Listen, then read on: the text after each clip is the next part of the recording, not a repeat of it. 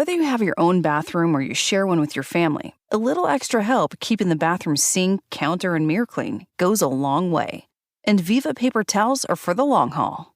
They're 2 times more durable when wet compared to the leading value brand, and they clean like cloth, helping you keep the surfaces in your bathroom dry and fingerprint and toothpaste free. For an exceptional bathroom clean, there's Viva paper towels. Visit vivatowels.com to learn more. You can't control what's outside your home, but you can control what comes in. Because Clorox disinfecting wipes kill 99.9% of viruses and bacteria, including COVID-19 virus, when used as directed on hard, non-porous surfaces. So whether it's from dirty doorknobs, dirty shoes, or something else, outside germs won't stand a chance. When it counts, trust Clorox. Kill Pseudomonas, Salmonella, and influenza virus type A2. Kill SARS-CoV-2 on hard, non-porous surfaces. Use as directed. Welcome, readers. Today on Book Chat, joining me is my Buddy Reads co-host, Classy Green. We'll be discussing Home Before Dark by Riley Sager. Stay tuned. Today's episode is brought to you by Orange Blossoms, Love Blooms, written by Dahlia Dupree. It's the Mocha Girls Read National Book Club's December Book of the Month. Visit their website and join in today. Strong-willed Elaine Hart is determined to save Heartland Ranch, her family's California orange groves. After the recent ending of a turbulent relationship, she vows to keep her professional and personal life separate, even though she's attracted to the man who holds her family's fate in the palm of his hands. Serious-minded banker David Cole has 2 goals: collecting on the delinquent ranch account and resisting his attraction to the unpredictable and beautiful Elaine Cole. When a series of circumstances bring them together, they must decide if they will continue to suppress their emotions or succumb to passion and take a chance on a forever love. Orange Blossoms, Love Blooms is available now in paperback, ebook, and audiobook from your favorite bookseller. Learn more by visiting mochagirlsread.com.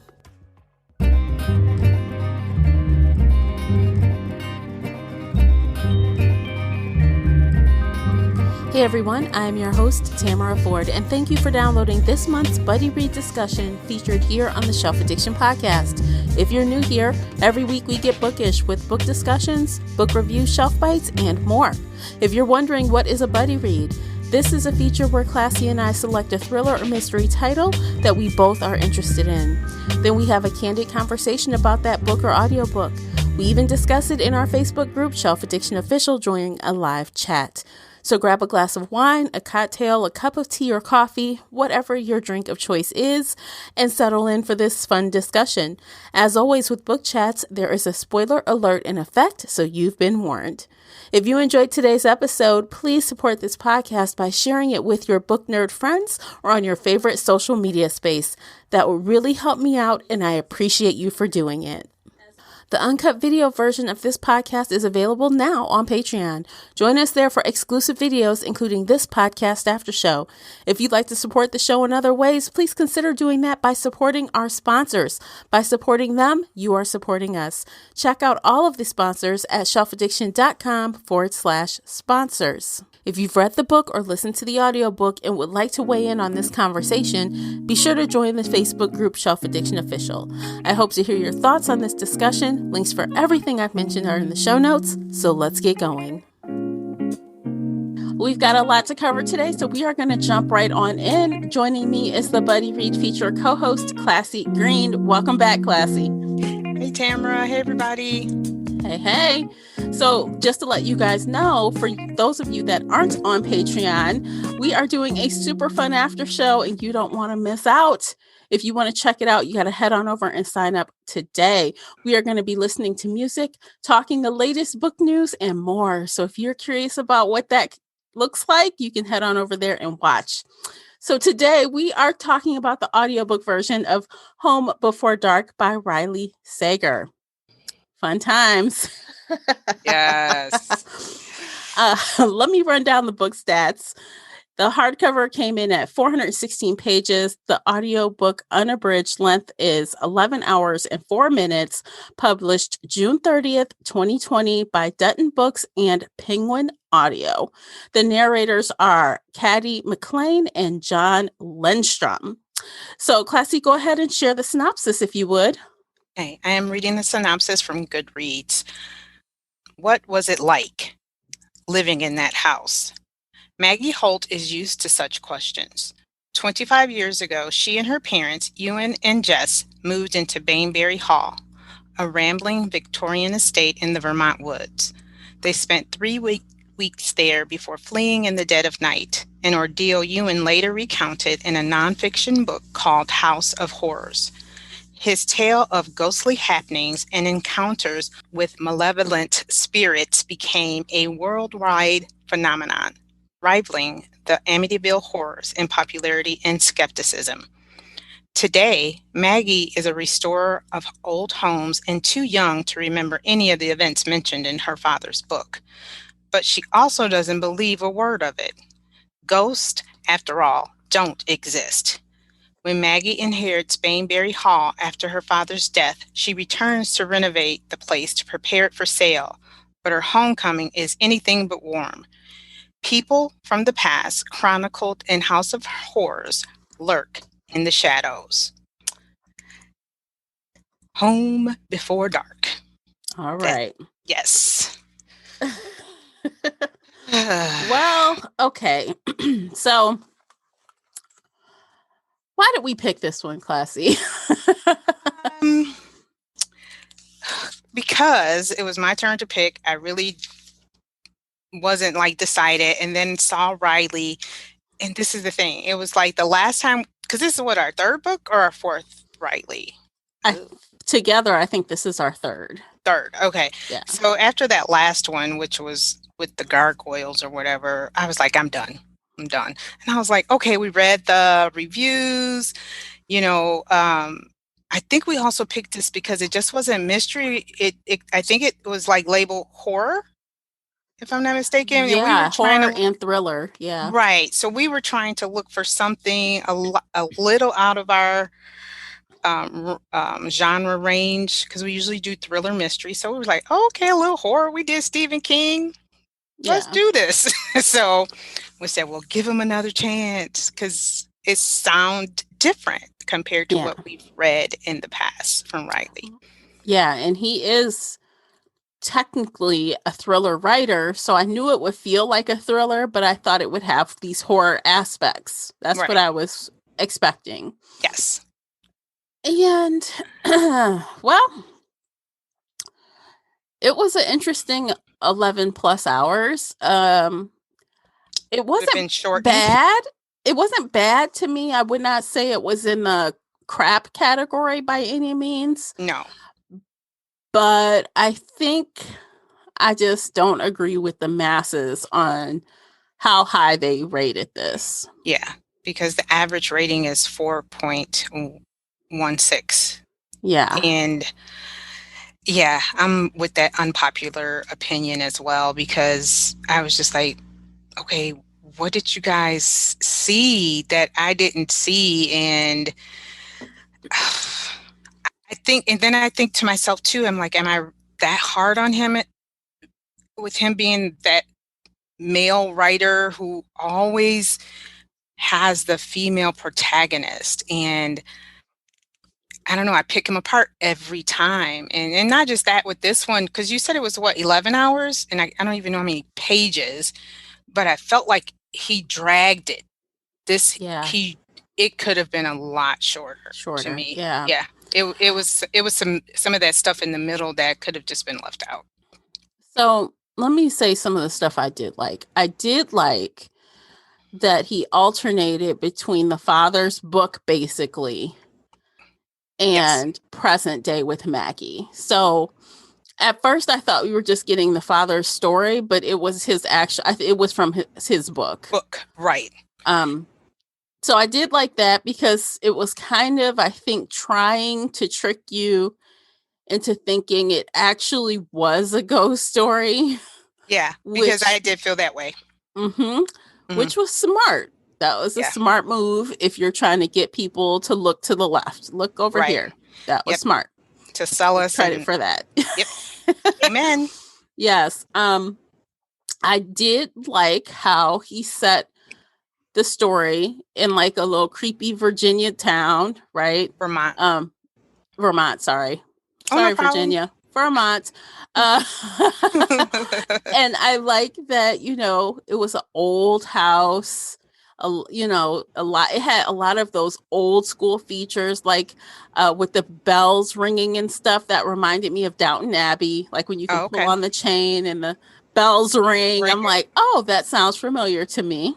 Mm-hmm. So I kind of liked those aspects of the old house. Right. It fit the ghostly atmosphere. The chandeliers and the old paintings and the old furniture. And when they were looking, it had the cloths dropped over them. So, yeah. Yeah, he definitely had the construct right. So that was good. Let's see. What else did I like? I think I did like the story overall. I saw what he was doing, and overall, high level, I think the story came together. I didn't feel like it didn't make sense at the end. Right. Which is important. So what about you? Did you like a few things about the book? I too did like the house, and he sold me on this ghostly house, because any ghost story that you read, or the majority of ghost stories or ghost movies that you see, is usually an old house where someone died.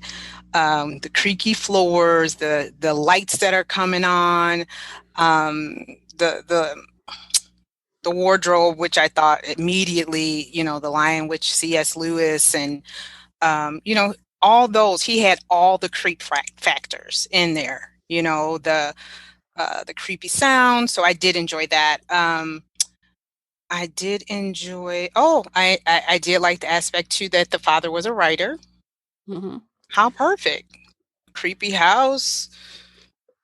Career is on the brink. Right. New parents. Those were some things that I did like. I'm trying to think what else. I think that might be it. So there's the a few. song. Let me tell you about that song that kept playing. Okay, so that song. Okay, so the narrators would speak the song, but in my mind, all I could hear was the sound of music. I'm like, because that song that Liesel, I think her name was, and her boyfriend were singing outside. Mm-hmm. 16, and there was that whole 17. You are 16, going on 17. Da da da da da da. All I could hear every time they mentioned that song. I'm like, oh God. Yeah. And you know what? Let's bookmark that, because I thought that was supposed to be key in the story. And granted, he did fool us, because it really wasn't a ghost story. He made this all up. But they never really referenced, because remember, I thought that song kept playing. Mm-hmm. But again, he tricked us. It wasn't. I can tell you how the father, chose to use that song in his story, but it didn't have anything to do with real life. It was part he made up. Okay, you have to do that for me. You want to? Yeah, okay, so we're not doing anything else. So the father, toward the end there, when he was on his chapters, when he was saying he was trying to figure out, who. Because the whole time I was thinking, oh, someone's possessing them, right? Someone's possessing people to kill people. Right. I kind of knew that, but I did assume it was a man. But when we found out who it was, but he was using the song to get his own character, quote unquote, to like think it through, which is random to me. How he even got the ghost to do basically an abbreviated Morse code. With these bells, and then he's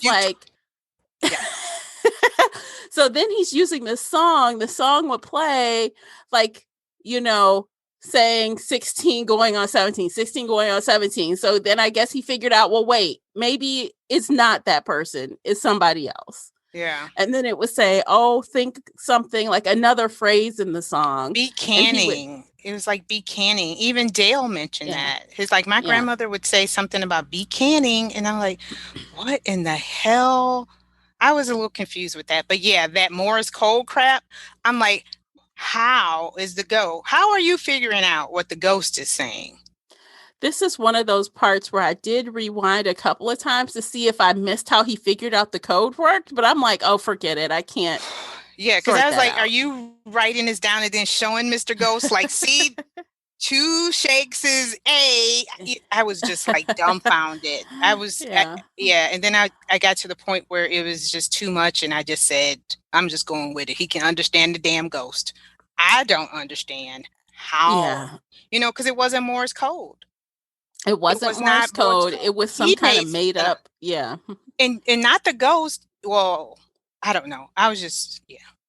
So that song, though, I'm like, but it was kind of motivating him to think about something or it was hard to explain, but Yeah. it kind of like motivated him to think out of the box as far as who was manipulating the people, which he did figure out. He did figure out it was, a little girl or whatever.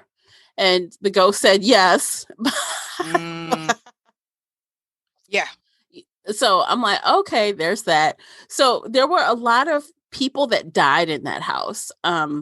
So things kind of got convoluted. So there were a couple different things going on. So there's Yeah. like way, way back when, Yeah, I where got confused with the characters, the older ones too. yeah, so way back then, this girl died, um, and her father, and I don't know if they're saying the father killed her or how she died. I don't remember that exactly, how she died. I think he either smothered her. I think he may have smothered her, but I'm not positive. But yeah, Yeah, because she was trying to get married to this guy he didn't approve of yeah, and run off. And again, the girl was young. She was 16. yep. She was young. So Going on that's 17, almost right. a That's where that lady. linking comes in. Yeah, And then in the more recent history, still history, but like much more recent, to the fact that the mother was still living in that town, there was a couple there with a daughter, and the father killed the daughter and then killed himself. okay, that's the one I think. See, you see how confused I am. I think that's the one where the oh, wait, I can't remember. I just lost it. No worries, it'll come back. It'll come back. Yeah, because it's like, so did the first dad, so wait, it was the Garzas and it was Curtis somebody and then the Garzans, right? Right. So It was, Curtis is Curtis Garzon. Curtis is the father that killed himself after killing his daughter. which was the most recent family. Right. Marta is Right. his, okay. And then, so the previous family who originally, Edward or Wasn't it whoever, like, what was it? Iris or something? What was it was named after Ivy, she was named after that room. It was like Indigo, indigo. Yes, Indigo, thank you. Indigo. I'm like, it's a Indigo. color. Mm-hmm. Indigo. So Okay. Indigo was getting the letters and had the boyfriend, but eventually it came to find out that Indigo wasn't so nice. Like, they Mm, had us thinking that Indigo was one way, but she was another way when the father, Ewan, started picking off extra paint off of her photo and figured out, oh, there's snakes under there, not a rabbit, not a fluffy rabbit. So right. right. So that woman, that girl was pissed. So she was using the men that came into that house to kill their daughters and kill other Right. people. Because now, which family was the one where the girl could never leave the house because the dad basically thought she was evil. He wouldn't even stand like next to her in the picture. Was that Indigo's parent, Mm-hmm. or was that that was Indigo? Okay, Yes. yeah, I got confused, my dear. Yeah. I mean, it was technically three whole stories going on here. Yeah, yeah, Um, and they of were too which close. two were, yeah, right. You got I it. mean, the deaths were very similar, and I get it because it was a pattern, but it got to the point where I couldn't differentiate between the two. Yeah. All I knew at one point, it was Indigo and Katie, the other girl. The other girl's name was like, I don't know. It doesn't even matter. See? No, She was the the Garzan. younger sister. No, that's Petra. Oh, Petra was the older sister who died after after all of that. Right. So she died. So the father killed himself. Petra's father killed himself and Petra's sister. It was Petra's sister, wasn't it? Because remember, the mother kept coming over to the house looking for her daughter. And Right. when she fell out of the ceiling, there were bones, and they were like, "That's her." Right, but Petra wasn't killed by her father. No. Petra, I'm saying that's the same family. That's the same family. Are you sure? Because the Petra's mother, who was slow, not slow, but she had Alzheimer's. She kept coming to that house looking for her daughter. But they were that ran away. Remember? Right, but Petra's mom, Elsa, was the housekeeper of that house. So she was the housekeeper, and she would bring her daughters. She was the housekeepers to the Garzas. And then she was the housekeeper, and she would bring her daughters with her, so they knew the house. Their dad Petra was the one that was killed. Yeah, Petra was killed, but she wasn't killed by her father. She was killed by the Penny, why? Whatever, the ghost with the penny eyes. Pennywise, remember the ghost? We're gonna get there later. Because it's really not a ghost. It's not a ghost. Right. So Petra was not killed. Petra's father and Hannah's father, that he was never mentioned. Petra was she was like the babysitter. She babysit Maggie. Hannah was her friend. They were trying to be friends. And Petra was the girl who investigated Indigo or whoever who had the letters. Remember, she was investigating with Ewan. Yes. But so she wasn't killed by her father at all. Indigo, and I think the other girl's name was Katie, the Garzan girl, Marta's daughter. Yeah. Petra, because Petra didn't live there. She lived on the property, but she did not live in the house. So she was not a part of that cycle. No, but she was running away. She snuck over to babysit and went missing. And then the sister said that she ran away. Right, because she was supposedly going out with the older guy, which she was. I don't think he was that much older, but he was older, but mom was strict. So, how convoluted this can be? It is convoluted. And I feel like we got in this same situation the last time we talked about That's why I'm looking at you like him and these female characters. That's something we'll talk about again, too, because our struggle with him as a writer, he is non-descriptive. So it's like, how do we differentiate all these female characters that you just threw at us? Yes. I can't say, oh, the redhead. You know what I mean? Like, there's no distinguishing features about them that would let us know to help us keep it straight. Yep. So we've got all these names flying back and forth and relationships, sister to this, mother to that, but it is hard to keep it straight. And I mean, I feel like I have it straight in my mind, but clearly I just F something up because I thought someone else died, but it was Petra that fell out the ceiling. I'm like, oh my God. But it goes back to what we were saying earlier, that he does not, even if you think about like in a classroom, when you're in a class and you have all these students in there and names, but your mind associates different features with that name so you can recognize it, you know? Like I can now I know Petra was tall and had long legs. I think she may have been blonde, and the only way I knew that is because of the pictures and Maggie describing her in the pictures and saying Right. how she was kind of flirty in the pictures. Maybe she was messing around with her dad. But those other two girls, it was something maybe once or twice he mentioned about their photograph, but that was it. That was it. Now everything else, they're ghost or whatever. But we're constantly bombarded with Kurt, the ghost and this, but I don't know what the hell they look like. You're just giving me damn names. I need something to connect my brain with to figure out this is so and so and this is so and so.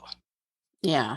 And I think that is part of how he is able to pull off the twist, because you're like, kind of like, well, you kind of just go with it because you get tired. Yeah. You get tired. Well, Yeah, I got tired. Yeah. I can see that. I didn't necessarily like the twist after twist after twist with quotes at the end. Yeah. Because you find out, well, okay, well, this happened. Well, no, not really. Actually, it was this. Okay, well, wait, one more time. Not really. It was this. Wait. I got one more. Right. Yeah. Like, even finding out that, the guy that stayed on the property is the groundskeeper, obviously Maggie liked him a little bit. They had this moment that, I'm glad they didn't go there, but they had a moment. Right. And then she finds out, you were the one dating Petra. It was you. Yeah. Yep. So then there's a connection there. And then she's like, well, you must have killed her. Yeah. And even with that little tidbit, it was like, exactly how did she figure out that he was the one dating Petra? Because in the picture, he was just a guy helping her dad move the kitchen. It was his cabinets. shirt, remember? His t-shirt. Right, but the t-shirt didn't. Only way she knew it was him is because he still wore the t-shirt. But that t-shirt didn't give her information that he was the one dating Petra. It didn't. And that was one of my notes. And I'm like, well, I think this is how she thought that. And she was right. But I think she thought that because when she was looking at the picture, she said, that whole time I thought that was my father standing next to her, but it wasn't. Mm-hmm. So when she figured out that it was Dean or whatever the guy's name was, still standing there, she said, well, my father must have been behind the camera, not in the photo. Right. So I think she just drew some conclusions based on that photo that it was an older boy or something inappropriate. Yeah. So she just kind of went for it and he caved and admitted it. Yeah. So I thought that was just crazy. I'm like, that's not enough evidence to figure out he was the one dating Petra. But again, he gives us all this stuff. Yeah. Yeah. Because I was like, it was an older man in my thought, because he was only like maybe a couple years older than her. If you think about it. But if you're 19, maybe 20, and she's 16, right, a junior in high school, that's inappropriate. Right. And I can't even figure out how old he was, but we don't know. Yeah. But we know he wasn't in high school. We know that. No? I feel like he was saying he was there to help. I think he had some kind of story. I just don't remember the details of it. Yeah. He had some story about why he was there. And I think that was after he got in the fight and was in jail, or did he get in the fight and go to jail after that? After. Okay.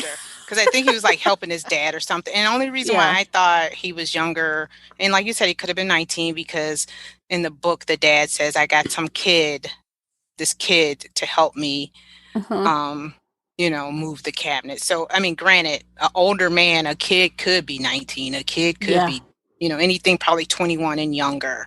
Mm-hmm. But yeah. And again, this could be me because I am very critical of this guy. I was like picking apart, I was like, that's not enough. That's not enough evidence.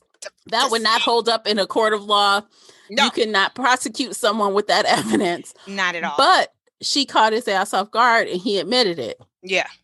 She sure So, did. And she was, because I could see if she said, you said you didn't know Petra. And I think she right. did say that and just went with that. But she was Mhm. like, you were the older guy. And I'm like, how did you get that? How And did you then she jumps that, oh, you must have killed her because you have a violent streak. So you Yeah. must have killed her. Yeah. Yep. And I loved how he left too. He did, She at the came end at the end, she comes and apologizes to him. And for he that. just looks at her. Left her It on the porch for 10 left her on the minutes. porch. Yeah, and then when she was done apologizing, he just turned around and shut the door. And then he moved out a week later. And that's what he should have done. Because his life was going to be miserable. Here he Yeah. came back, but I mean, yeah. But that was something that, that was one of those things that kind of was blaring that the Morse code. It was just it was a few little things, but as you said, if he keeps throwing all these red herrings at us, we're just like, oh my, what's going on? I can't figure it out. And I think with him telling the story, because at first I thought he was just telling the story, and then I realized, whoa, whoa, whoa, whoa, whoa, he's reading from the book. Mm-hmm. And I did like how I was confused at first, but figured it out. Remember, she had the Band-Aid under her eye. Mm-hmm. Because in the book it says she fell on a gravestone, or she fell in the yard, but come to find out, she got cut from a fight, basically, or an entangle. I won't say entanglement, but It was a tussle, it was a basically, tussle. between Her and Marta, and it was her and Petra. Marta and Petra. No, Petra was babysitting her. That's right. That's right, at that time. Right. And that's how she got that. I was like, that's how she got the scar. Yeah. But yeah, the confusion that he did give us with the book, because at one point, like you were saying, I was believing, no, this house is haunted. And they just were like covering up for the daughter. They didn't want to tell her that the house was haunted, because they took her to a therapist and blah, blah, blah, which they did do. Mm-hmm. So it was, like you said, there's always a little truth in every lie. Mm-hmm. And he used that to his advantage in this book. Yeah. Even the father is the storyteller, when he wrote the letter for Maggie, kind of explaining himself. Yeah. He did say there's a lot of truth, but there are a lot of lies. Mm-hmm. And with the truth, there's a lie. So in the end, there weren't any ghosts, but it was people sneaking into that house. Yeah. And she So didn't know. So in her mind, there were ghosts. So can you imagine? So you guys, let's imagine there is a back way into your house covered by ivy. Someone comes in, there's a stairwell that goes up to a child's bedroom and comes out through an armoire. You have a child sleeping in there, and they're seeing people come out of the armoire and whisper things to you like you're going to die and other things. Or just staring, staring at you. Yeah. In the middle of child, a second grader, would think that was a ghost. Right. In a new house. Yeah. They didn't live there long. What did they live there? 2 weeks, maybe? 2 weeks, because every chapter that the father had, it was day 1, day 2, day 3. Yep. So they had only lived there 2 weeks. They had only lived in an apartment, and they moved into this huge, basically like Amityville horror house. Yeah. And she's hearing noises and she's seeing things. And so to Maggie's little second grade mind, those were ghosts. I don't care what you say. Those were ghosts. She was seeing it like this someone standing over me, watching me. Right. And I don't know who they are. Somebody's coming out of that armoire. Yeah. I really did not I understood Marta's reason, and we'll go back to who Marta is. I did not understand Elsa's reason for going in there and saying you're going to die in here. I'm like, what the hell was that, Elsa? Or maybe was she just thinking that because the other 2 girls died? But why would you do that? I don't know. again, Riley Sager, why did you put that there? Oh yeah, I Yeah. came in there only 2 times. Really? Only 2 times. Only And 2. I mean, and as an adult, she's there to kind of pick this house up and try to sell it, clean it up and sell it. People still sneaking in. They sneaking in and she has no idea. And she's like, things are missing. Well, I know I saw this on the desk and now it's gone. Yeah. And it's making her question her sanity. Like, well, Yeah. maybe I Right. don't Like remember this right. right. Maybe there is a ghost. Right. Yeah. And I mean, again, who you have a letter opener sitting there, a teddy bear sitting there. You hear noises in the middle of the night and you look out and you see a shadow. So yeah, everything possible that could have gone wrong or, would have made her think that those were ghosts.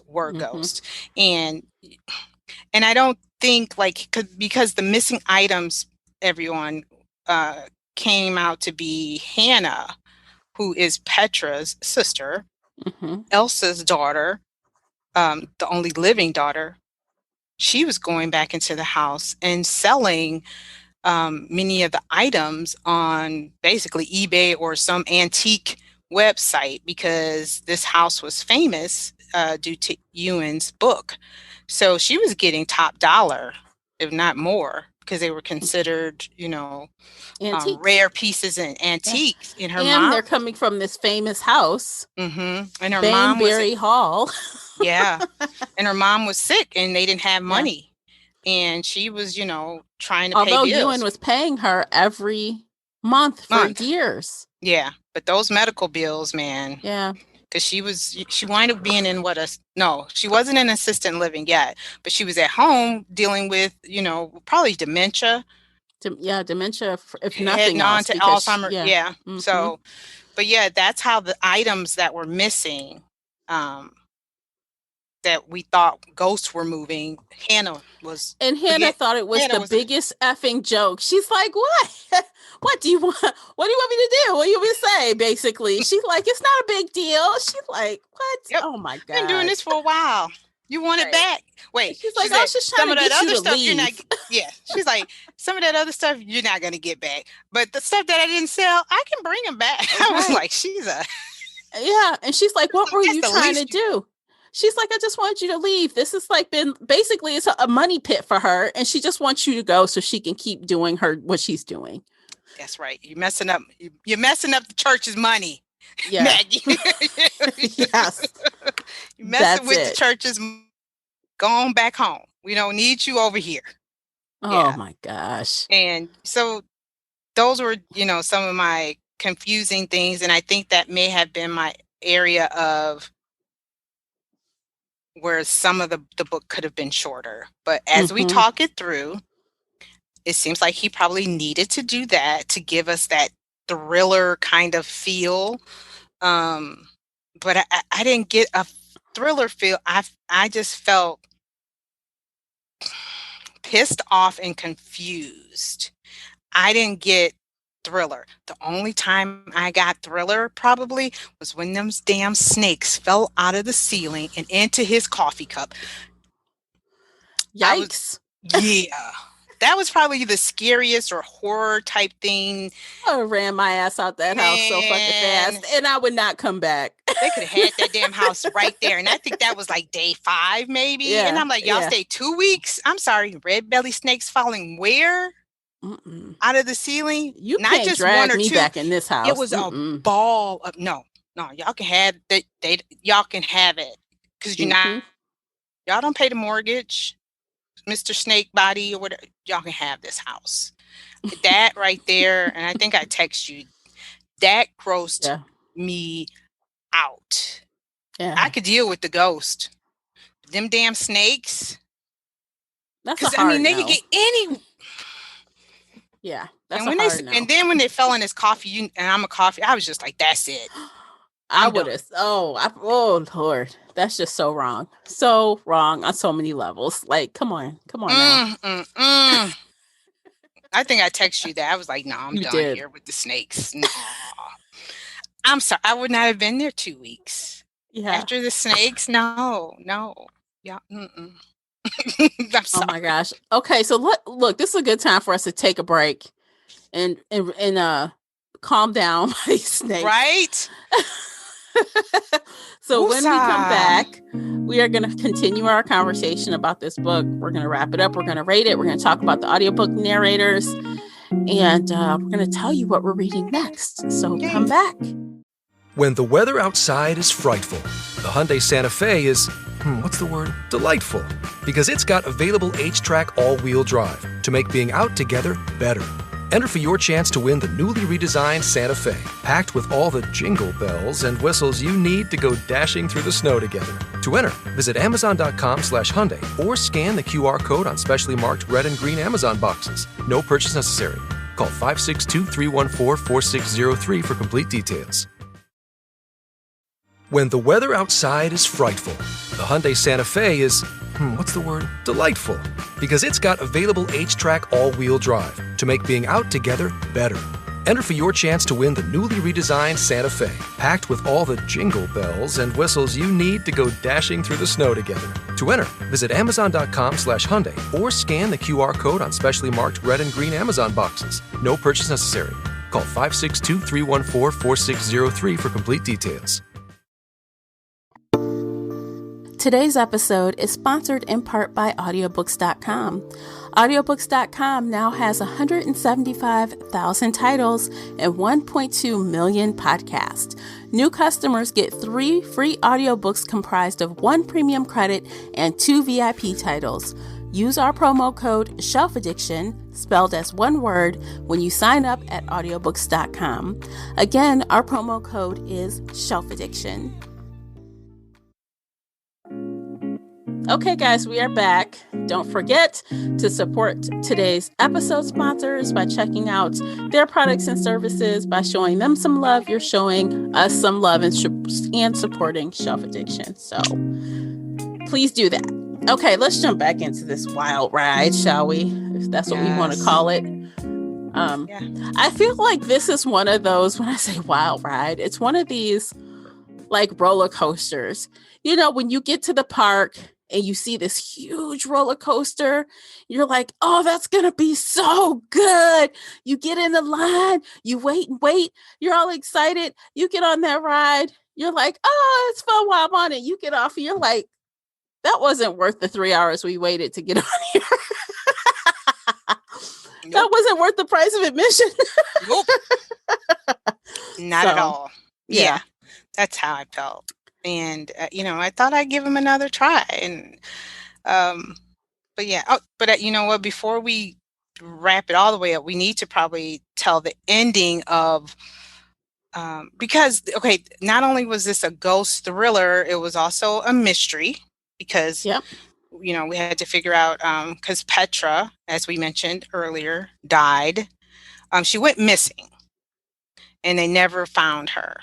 But in the time of restoring the house, Dale, which was the groundskeeper, whoever, poked at the ceiling and a bag of bones basically fell out, and it was Petra's bones. Maggie, I think you mentioned that Maggie called the police and kind of said Dale probably was the killer. And come to find out, Marta, which was, I believe the daughter's name was Katie. I don't know. The Garzan girl, the last family. Marta killed Petra. And Marta was the ghost, basically. Pennywise? I can't remember the name of the ghost. Miss Pennywise? Miss Penny Eyes? Yeah, she called her Penny Eyes or Pennywise or something because she had pennies in her ear, in her glasses. But it turns out to be, it was like the light reflecting her off her glasses, which reminds me of Haunting of Hill House, because that guy's glasses were... Yep, you are so right. Yeah, because of the light was flashing in them. So, you're right. So, yep, you are so right. But yeah, she thought the ghost had pennies in her eyes, which, which kind of also gives you that ghostly feel, because I don't know if you remember, but I remember my uncle was going to school to be a mortician, and he said that's what they would do for dead people to keep their eyes closed, would put pennies in there. So I was like, okay, it's a dead person, but Marta would sneak in that back entrance through the armoire and stare at Maggie, because she said since her daughter was gone, she felt like watching Maggie was, kind of giving her that motherly feel of having a daughter again. Yeah. And the one night that Petra was babysitting Maggie, she walked in on Marta standing over her bed, like staring at her. Yeah, and Petra, was like, I'm going to call the police and blah, blah, blah. And Marta was like, no, listen to me. And they got into a tussle. Yeah, and right by the stairs. Yep, and Petra fell down the stairs in a broken heap. I mean, she was so broken up that basically the dad could put her up in that little duffel bag, because he said he couldn't tell. I mean, it wasn't a little duffel bag, but he couldn't tell, like, what was the arm and what was the leg. It was just, she was just so broken up. That was a big fall. Yeah, because it was 3 or 4 floors in that house. Yeah, it was a big fall. Yeah, so I think she fell. Well, she must have fallen over the banister or something, maybe. Then. Yeah, and all these years. So Marta left after that because Maggie was a young girl. So when the parents in that ruckus, that is where Maggie got her cheek cut, because they were tussling, and Maggie was like, "Stop it," and got in the way, and somehow someone's boot caught her or something, caught her in the face. I think, yeah, ring, caught her, and that's where she got the cut from. Yeah, yeah. And when the parents came home, she said, I didn't do it, but there was no proof, and the parents thought Maggie killed Petra, and that's why they left that house on day 14 and never returned. And the parents were wanting to protect Maggie, made up this story of ghosts and haunting and this and that, and Dad was given a book deal and they went with it. Well, don't forget this. The father said, well, they hadn't really thought that far to totally blame it on the ghost until Maggie gave him the idea. That's right, because he's like, yeah, she was like, he's like, we're not going back there. And she's, asking why. And she's like, well, was it because the penny lady scared us off? And he's like, I guess so. But, and I thought about that too as a mom, if my daughter at that age, and I came in and, and she has a history of some kind of psychosis, and she slapped Hannah. And I was like, but that was one event. She slapped her one time. And you think your kid can push someone twice their size and murder them? And not just that, the things that, she was kind of, in their mind, she was some kind of psychosis was going on here. She was seeing ghosts and they didn't, you know what I mean? So they're just probably thinking it's a possibility. Something is going on. She could get some kind of strength, because even the doctor said that slap that she gave her, I can't remember, was some kind of defense mechanism to protect her. So basically, shut the fuck up. It was kind of, that's why she slapped her. But I don't know. I mean, not being funny. So like just the pure, and I'd like to think that in that time, so that was not that long ago. Was this in the 90s when this took place? I believe so. So when she was a child, I feel like police should have had more skill. Yeah. The Barney to know fights. that a child couldn't do that. I mean, a child would have had to knock a 16-year-old, and you're in the 2nd grade. You think of it like an average 16-year-old. I know some 16-year-olds are little, but they described Petra as being tall and, and lanky or whatever. But she probably would have had to have a running start to push her. Yeah. And she would have had to been caught off guard. to be pushed by that child. Right. And her parents were so freaked out, they didn't even think. They just reacted. Right. Because, I mean, she's the only person there. So they thought. It was all, yeah. Yeah. And I thought, I thought of all the scenarios too, but I'm like, I don't know. I don't know if I would have done that or not, because here is this young girl who I entrusted to watch my child, who snuck out of her mother's home. It was just all those things. And I would have took my chances. But then again, I'm the mother of a Black child, not the mother of a white child, but I digress. Because, Maggie may have gotten away with that with a good therapist. And granted, she didn't do it, but she probably wouldn't have she might have gotten some mental health care. But I mean, then you think about all those other scary movies, Damien and all those things, how. The Good Son. Yeah. That was crazy. Yeah. Like he was a psychopath. But I did, some of the things that I didn't like, because I meant to mention that earlier, and I'm going to be real quick with that. When Ewan's letter to Maggie, he writes to her and says, yes, your mom and I, when he tells about that evening, your mom and I wanted to have a night out, away from you, and we wanted to go fuck like teenagers, and we accomplished that on multiple times. And I'm like, what father writes their daughter a letter and tells them that your mom and I, we went to a hotel because we wanted to fuck? I feel like he could have stopped at, we needed a date night and we needed to get out of the house. Thank you. You didn't have to go further. A male writer. What person who does that? Not only do you say we go to do the do, but you accomplished that goal. We were successful. Woohoo! Give us multiple times. Yee for us. Granted, she's an adult, but still, there's still a line. And then he writes to her, you are the love of my life. And I'm like, oh, Lord. You say that to a woman that you love. I don't know too many people. I don't even think I've ever told my kid that you are the love of my life. You are my, I love you from the bottom of my heart. You are probably my, best creation or something, but you are the love of my life. It was worded oddly. It was. And I'm like, again, male writer, and they didn't call him out. I'm like, why don't they call him out on some of his stuff when it comes to writing from a, not from a female, but just some of the things when it comes to female things. I want to know, like, who is his freaking editor? Or, let me tell you, Classy, I swear, the ghost stories part, the father's point of view parts, those were the best parts. Yeah.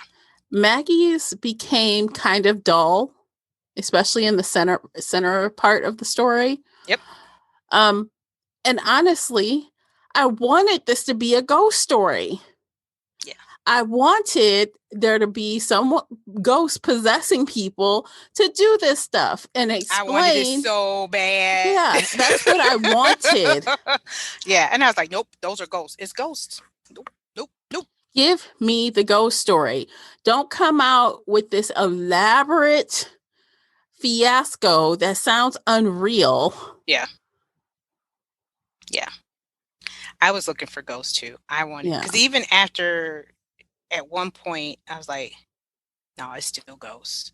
No, it's still ghosts. It was just because I wanted it, because like you said, his part, the dad story, was good. It was remember I said it was just too long, and most of that was Maggie's. It was like, we didn't need some of her whatever. It was dragging ass, man. It was dragging ass. So it's like the ghost story parts were really reminiscent of, I mean, again, maybe Haunting on Hill House, the Haunting of Hill House, first season 1. No, It had okay. those vibes. Mm-hmm. It felt creepy. It was Yeah. like, if it had those vibes that I was digging, and then it was like Maggie's parts came in and doused cold water on it. Hey, that is the perfect description. You are so right, because like the playing of the radio in the middle of the night, or and he would get mad with the wife and hear them two are fighting because the record player was playing and stuff was missing and things were moved, and though I was into that. But then when she came, it was a cold shower, because it didn't add a lot to the story. It didn't. It just brought it back to it really didn't. It could have, her story could have been reduced a lot.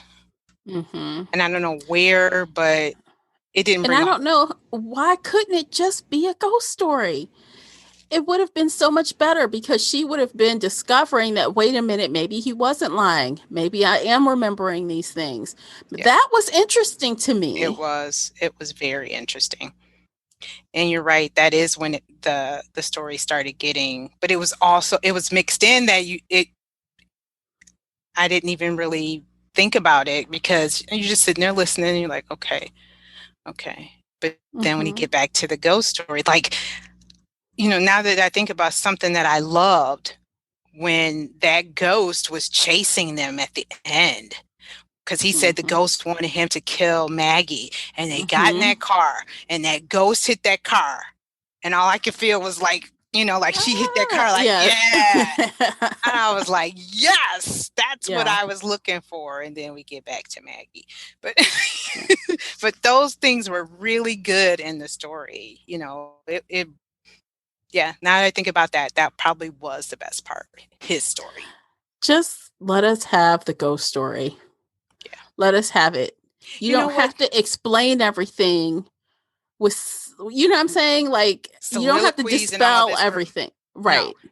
He could have, now that we talk about this, it could have been him reading this story, and then all of a sudden she finds this letter that her dad leaves, because he gave her the house.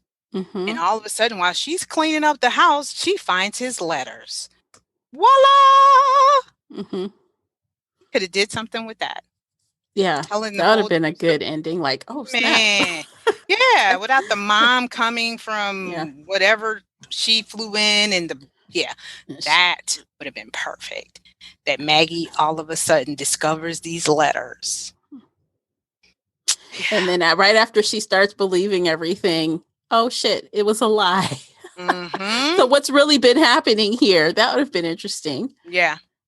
I don't know. Yeah. So let's talk about the audiobook narrators for a moment. I honestly didn't have any big issues with any of them. I just think it was unfortunate for either Katie McLean that she had, Maggie's parts. Yeah. Because it was dragging. I didn't have any issues at all. I enjoyed both of them. The way the story was told, you definitely needed two narrators. But what I really enjoyed with the female narrator, what's her name? Katie McLean. Okay.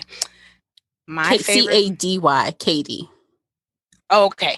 My favorite part with her was when the fight between Maggie, Petra, and Marta, because they're all in the same room, and she had to do everyone's voice, and she broke it up.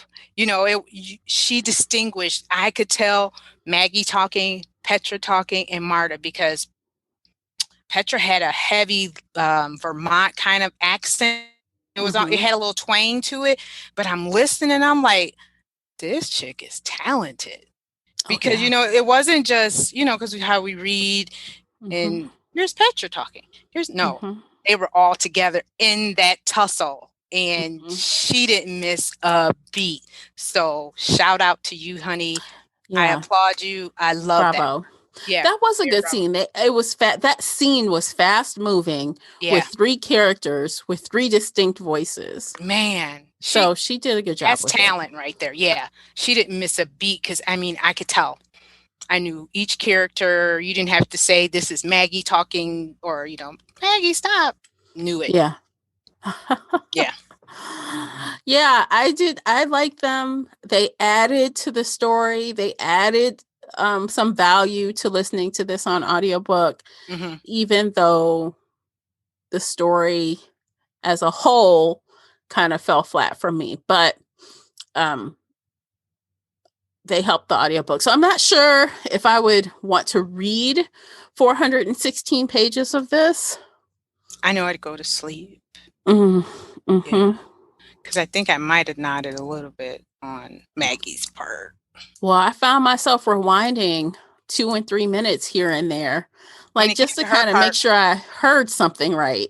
right. Yeah. His part, only time I had to rewind was the dang Morse code, and it might have been maybe with the fathers and daughters. But yeah, there were a few times where I could have it was a snooze. Mm-hmm. Yep. All right, let's rate this thing. You guys listening, try to guess what our ratings are before we say them. See how well you know us. We've been doing this a while now. See if you can guess. Classy, would you like to go first? I gave it a 3. Okay. Same.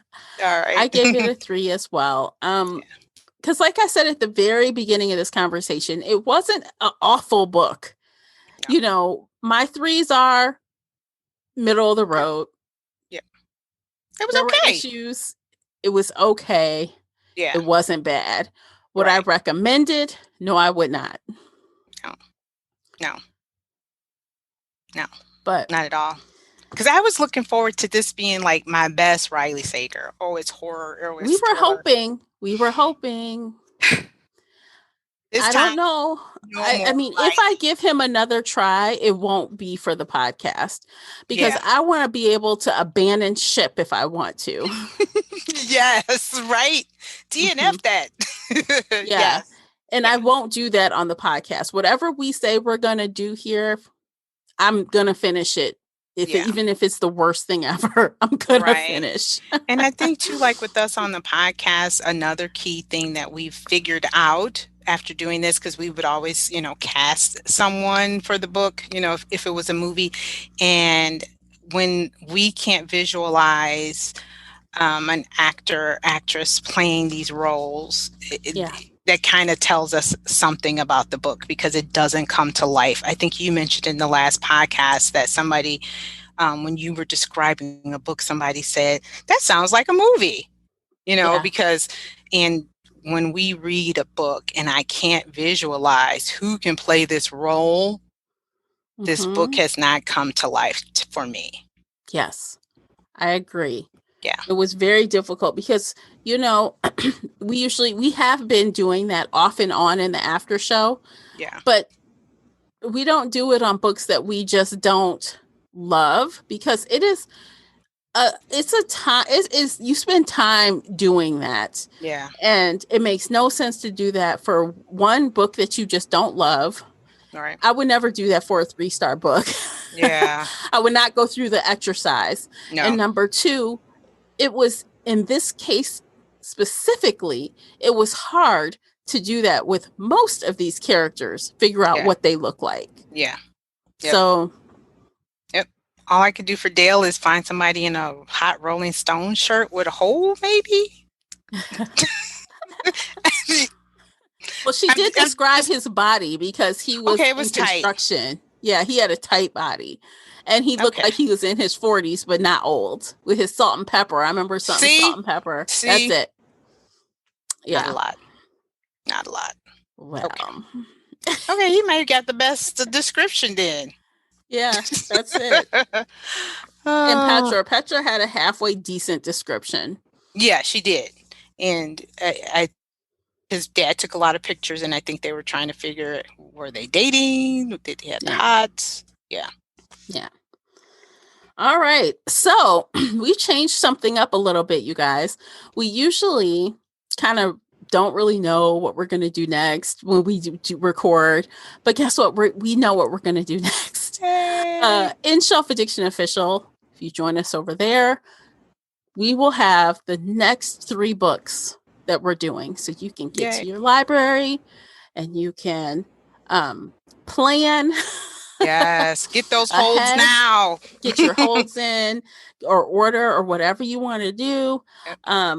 So we're going to just share the first one with you guys on the podcast. If you want to know what we're doing after that, we'll keep sharing the next one on each episode that we do. But if you want to know now what the next quarter holds, head on over, join the Facebook group, and you will see that. Come on over. Yes, come on over. Join us. We got fun stuff going on over there. We've changed how we're doing our book clubs. So you'll be able to talk with us one-on-one, see our face in book club. Yes. It's not recorded or anything. It's private group book club. So feel secure with that. Yeah. And it's a fun time. So I'm excited. Yeah, come join the group and join in some of this fun stuff. So the next book is The Wives by Taryn Fisher. We're returning to our more traditional thriller / psychological thriller / possibly domestic thriller wheelhouse. Yeah. No ghost. Yeah. So if somebody can do it right, maybe, but we'll never know until we read it. Yes. And you should know, you guys, this is a great one to kick off the year, in January, because it's a short book too. The ebook is only like 256 pages. Oh, that's excellent. It's a short read. So you don't even have to worry about having to carve out a bunch of time for it. So you got no excuse not to join us. Right. And, it's winter, cozy, Christmas break. Come on, join us. You wanna. I think the paperback is a little longer, like 336 or something, but it's nothing it's not a 350 plus. You can do it. It's easy. And I think it's going to be one of these easy reads. Okay. Hopefully, don't quote me because I haven't read it yet. But I'm hoping. Yeah. If nothing else, it will be back to more in line with what we're used to doing here on the show. So don't get scared. We're not falling into all horror. That's not happening. We were just trying. Yeah, we're just trying out some stuff just to get a little flavor in there. That's all. Mm-hmm. That was soft horror. That was soft horror. It wasn't horror at all to me. It was just thriller. It was yeah. Even the Stephen King we read last month, it was this was later Stephen King, but our horror was nothing. We were tricked. So I think that is it for today. What do you think, Classy? I think that's it too. I think that's the end of our review, and you did some housekeeping things. Yeah. I think fun that times. may be it. Yes. All right. Well, if you've listened all the way to the end, thank you so much for being here. We appreciate you. Yes. Mm-hmm. We hope to see you next month. I hope to see you in the group. Definitely head on over to Patreon. Check out this after show. It's about to be some fun times going on over there. And we will catch you guys next month. And until then, take care of yourselves. Bye, guys.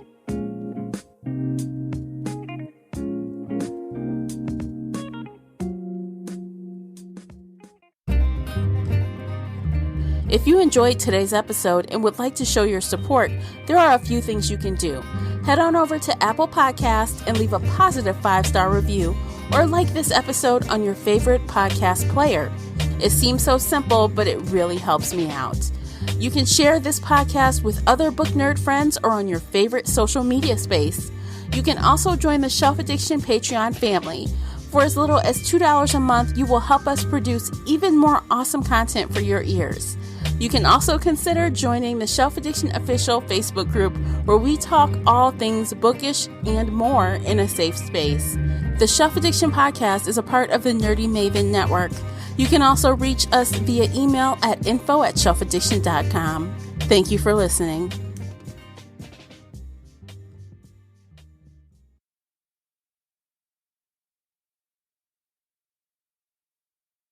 This episode is sponsored by Schwans.com. What are you having for dinner tonight?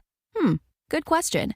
Schwann's Home Delivery has a solution for you. Stock up your freezer with high-quality frozen foods like premium meats and sides, delicious ready-made meals, ice cream, and more. No subscriptions, no memberships, just a friendly yellow truck that's been delivering food for almost 70 years. Listeners of this show get a special deal. Get 20% off your first order with code YUM20. Check out schwans.com/yum for details. You can't control what's outside your home, but you can control what comes in. Because Clorox disinfecting wipes kill 99.9% of viruses and bacteria, including COVID-19 virus, when used as directed on hard, non-porous surfaces. So whether it's from dirty doorknobs, dirty shoes, or something else, outside germs won't stand a chance. When it counts, trust Clorox. Kill Pseudomonas, Salmonella, and influenza virus type A2. Kill SARS-CoV-2 on hard, non-porous surfaces. Use as directed.